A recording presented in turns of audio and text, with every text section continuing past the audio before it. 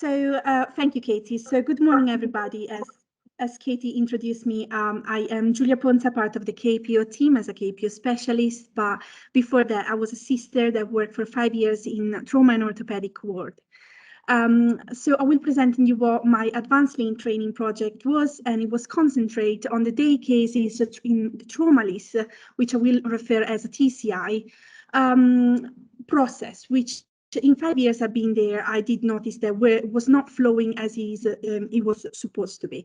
In particular, my scope was to be able to reduce what the pre-operative preparation time and delays were from the pre-operative preparation related to nurses in particular, and to go and resolve that delays on surgical procedures related to the ward. The boundaries of the process I was observing was from when the patients walk into the ward to when the patient get collected from the porter to go to surgery. So during a few waste walk and a standard worksheet, what we find out was that 5 were the categories of waste that more frequently were appearing on the process, and they were inventory, motion, transportation, defect, and time. I think it's very interesting to see what the standard worksheet was looking like. As you can see, it is a very busy worksheet, but the yellow color is the one that appear more frequently. The yellow color is representing the nurse. So the amount of times the nurse were coming in and out of the treatment room where the patient was to look for document, equipment that wasn't available, to look for the medical notes that was not on the place where it was supposed to be.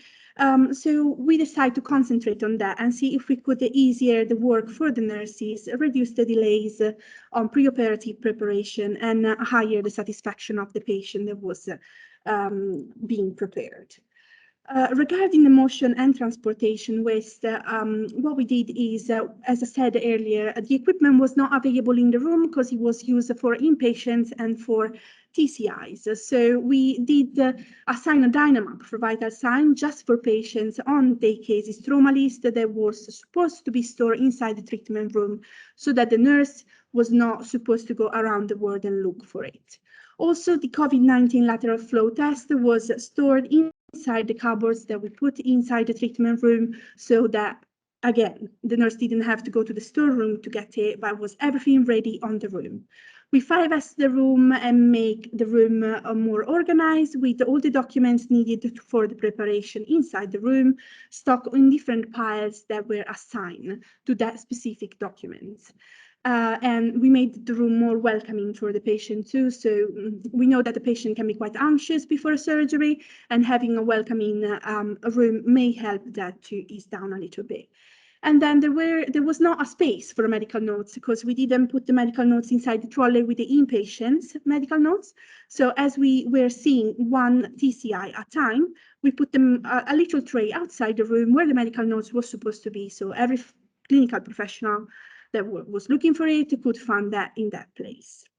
For what regards inventory, again, with 5S, the room where all the documents were kept, we normally keep the documents in the MDT room, and what we find out is that it was very disorganized, and there were documents in there that were not used for years, and there were documents that we thought that we ran out of when we had 2 full boxes, just because it was not organized. So we did that.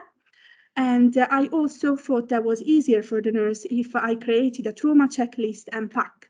So a checklist where all the documents needed could be ticked when they were ready for that patient, and a pack. So all the documents needed inside this pack, and I asked the trauma facilitator to insert this pack in the medical notes when they were preparing for the day after. And as I said earlier on, I simplified the treatment room so that was more organized and welcoming for the patient. These are some of the pictures. As you can see, on the top, we have got the document, the MDT room where we kept the documents.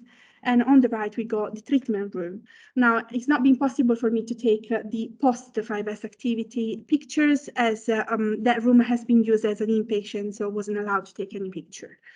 But at the bottom, you can see the checklist on the left that I did that could be ticked.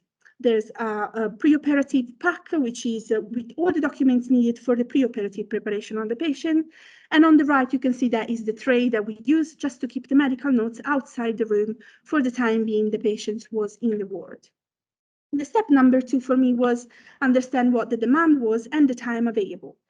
So we had 3 patients a day that we had to prepare in 6 hours. So we had a tack time of 120 minutes for every patient, which looks like is a very big time, but actually every time the nurse was running over that time to prepare the patient. So the process time in itself was 73 minutes in the most of the cases, and just walking and waiting time to look for equipment and medical notes and documents were up to 50 minutes.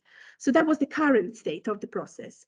So what we did is to create a standard process at the base. So we PDSA that, and we create a future state, which we had always the same tack time of 120 minutes, but the process time went down to 50 minutes. And saving all that walking and waiting time, we created an empty slot that could have been used for another patient to add in the list if there was any space, or could have been used as a spare time in case the surgery were running over because of emergencies.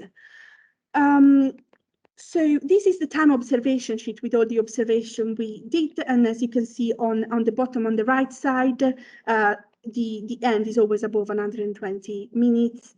And what we did is create a value stream map with the current state. And what I want to evidence in this slide is that in all the process, the non-value added activities we were doing were the 41% of all the process. So these activities are not needed for the result we need.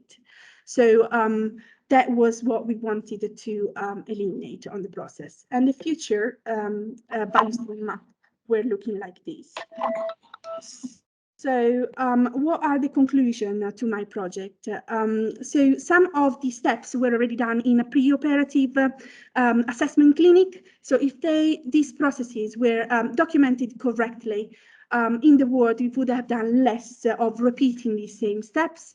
And if the staff in the ward was following the standard process that we created with the PDSA, then we would have a spare slot available that, as I said before, can be used in that 2 different ways. What did this project bring? Definitely higher satisfaction, because the patient can be seen quickly and basically doesn't stay in the ward for hours. And easier work for the staff because they got everything ready inside the room without going around to look for equipment and documents that they need. And these will bring a higher staff satisfaction. What I want to really say is that this has been possible thanks to the advanced lean training. And is a training that is currently running. Is starting actually the 4th cohort next week, which we've got 11 people attending to it. And 3 of these people are part of the CCG, which is very good. So whoever is interested on this training, please just reach out to the KPO team. I left the email in there and we'll be able to answer every single question that you've got about it. Thank you very much.